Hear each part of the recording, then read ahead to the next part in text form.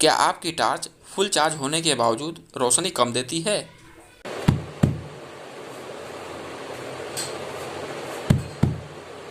यदि आप अपने टॉर्च को बार बार इस तरीके से पटकते हैं तो आपके टॉर्च की रोशनी कम या ज़्यादा होती है, यानी कभी छोड़ता है कभी पकड़ता है। तो इसका मतलब आपके टॉर्च के अंदर कहीं कार्बन आ गया है, इसी की वजह से आपके टॉर्च की रोशनी जो है कम ज़्यादा हो रही है। ये जो मेरी टॉर्च है, मैंने इसको फुल चार्ज किया है, फिर भी इसकी रोशनी बहुत कम है। तो आज हम लोग इस टॉर्च को अपने घर पे ही रिपेयर करना सीखेंगे। तो इसके लिए सबसे पहले हम इसके आगे वाले हिस्से को खोल लेते हैं। जब आप इस टॉर्च को खोलने की कोशिश करेंगे तो आप देखेंगे कि इस टॉर्च में कहीं भी स्क्रू का प्रयोग नहीं किया गया है और न ही इसमें कहीं ज्वाइंट है। तो इस टॉर्च को खोलने में बहुत ही समस्या आती है। जो नहीं जानता है कि इस टॉर्च को कैसे खोलना है तो इस टॉर्च को नहीं खोल पाएगा, क्योंकि मैंने भी जब पहली बार इस टॉर्च को खोला था तो ये खुल नहीं रहा था। फिर बाद में मुझे पता चला कि ये टॉर्च कैसे खुलती है। तो यहाँ देखिए, इसके आगे वाले हिस्से में यहाँ पर आपको एक ज्वाइंट दिखाई दे रहा है। दरअसल इस टॉर्च के अंदर में एक और टॉर्च है। ये जो ऊपरी हिस्सा दिखाई दे रहा है ये अलग से खोल ऊपर से लगाया हुआ है, और अंदर में जब आप इसको निकालेंगे, देखिए अंदर में जब आप इसको इस तरीके से निकालेंगे तो अंदर में एक और टॉर्च मिलेगा। तो हमें इसी अंदर वाले टॉर्च को निकालना है। थोड़ा सा पेचकस की मदद से हम ऊपर खिसका देंगे। उसके बाद इसको हम इस प्रकार से हाथ से जोर से खींचेंगे तो ये निकल जाएगा। देखिए यहाँ पे टॉर्च निकल गई है। इसका ऊपरी वाला हिस्सा ये है जो बिल्कुल टॉर्च की तरह दिखाई देता है। दरअसल ये इसका बॉडी है और अंदर में सेम इसी तरीके से एक और टॉर्च निकलती है। तो टॉर्च का पूरा सिस्टम इसी के अंदर होता है। देखिए ये टॉर्च से दो तार आया है, प्लस और माइनस का। तो चलिए हम देख लेते हैं कि इस टॉर्च में कहाँ पे खराबी है जिसकी वजह से हमारे टॉर्च की रोशनी बहुत कम जल रही है और बार बार ठोकने पे कभी रोशनी बढ़ जाती है कभी कम हो जाती है। तो ये जो अंदर वाली टॉर्च है ये देखिए दो हिस्सों में इस प्रकार से खुल जाएगा। तो इसको हम खोल लेते हैं, लेकिन थोड़ा सावधानी से खोलिएगा क्योंकि इसमें बहुत सारे तार लगे होते हैं। अगर एक बार तार टूट गया तो आपको सोल्डरिंग आयरन की ज़रूरत पड़ेगी। हो सकता है कि आपके घर में सोल्डरिंग आयरन ना हो, तो फिर इस तार को सोल्डरिंग करने के लिए आपको इलेक्ट्रीशियन के पास जाना पड़ेगा।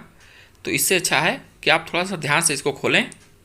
इसमें देखिए दो बैटरी लगा हुआ है और बैटरी के पीछे में यहाँ देखिए एक स्प्रिंग लगा है। तो सबसे पहले हम इस स्प्रिंग को निकाल लेंगे। देखिए स्प्रिंग को निकालने के बाद यहाँ देखिए इसके पिछले हिस्से में जंग लग गया है। इसी जंग लगने की वजह से हमारे टॉर्च की रोशनी कम हो गई है और बार बार जब हम ठोकते हैं तो कभी कम या कभी ज़्यादा होती है।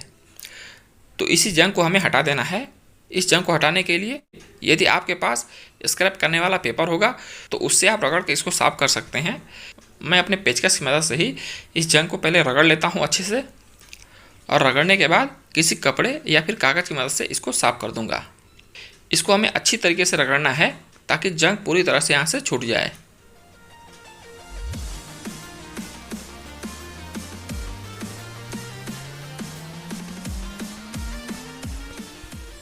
देखिए हमने जंग को अच्छी प्रकार से रगड़ दिया है। अब हम इस कपड़े की मदद से इसको साफ़ कर लेते हैं,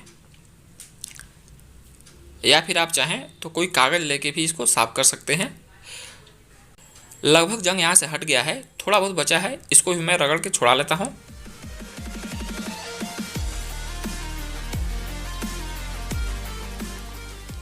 तो जैसा कि आप देख सकते हैं हमने पूरी तरह से जंग को यहाँ से हटा दिया है। अब चलिए हम स्प्रिंग को लगा लेते हैं, और स्प्रिंग को लगाने से पहले हमें इस स्प्रिंग को भी थोड़ा सा रगड़ लेना है ताकि अगर स्प्रिंग में भी जंग लगा हो तो ये भी छूट जाए। देखिए इस तरीके से आप स्प्रिंग को भी रगड़ दीजिए।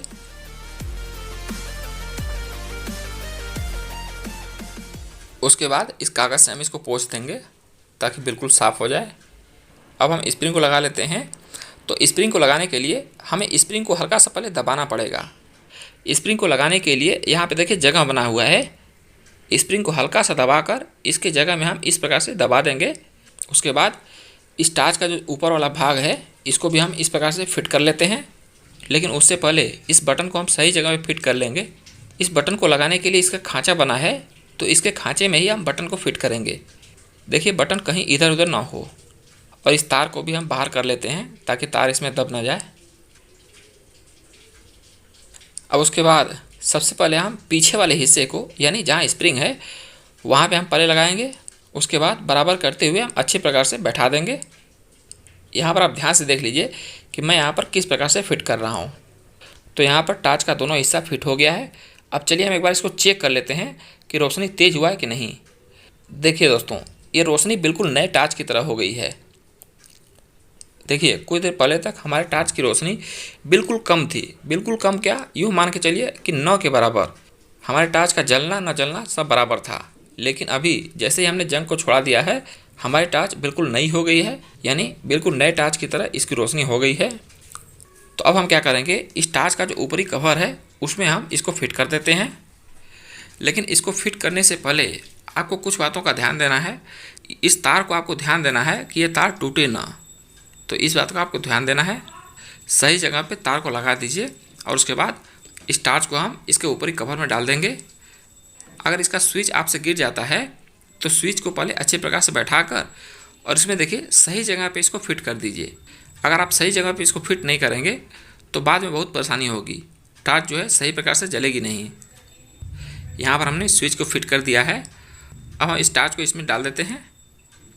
लेकिन टार्च को डालने से पहले आपको एक बात का ध्यान देना है, जो इसके ऊपरी वाले कवर में स्विच है और नीचे वाले टार्च में जो स्विच है, ये दोनों स्विच एक सीध में होना चाहिए। अगर थोड़ा सा भी इधर उधर हो गया तो स्विच को दबाने में बहुत परेशानी होगी। तो इस बात का आपको खास ध्यान देना है। तो इस चीज़ को आपको ध्यान में रखना है कि दोनों स्विच जो है बिल्कुल सामने होना चाहिए। देखिए, दोनों स्विच सामने है। अब मैं इसमें दबा देता हूँ। देखिए, हमने इसको सही प्रकार से फिट कर लिया है और देखिए टार्च भी कितने अच्छे से जल रहा है। अब चलिए टार्च का हम अगला हिस्सा इसमें लगा देते हैं। जिसमें ग्लास लगा है उसको हम इसमें लगा देते हैं। और ग्लास को लगाने से पहले ग्लास को हम अच्छे प्रकार से पोंछ लेंगे ताकि कोई भी डस्ट हो, गंदा हो तो अच्छे से साफ़ हो जाए।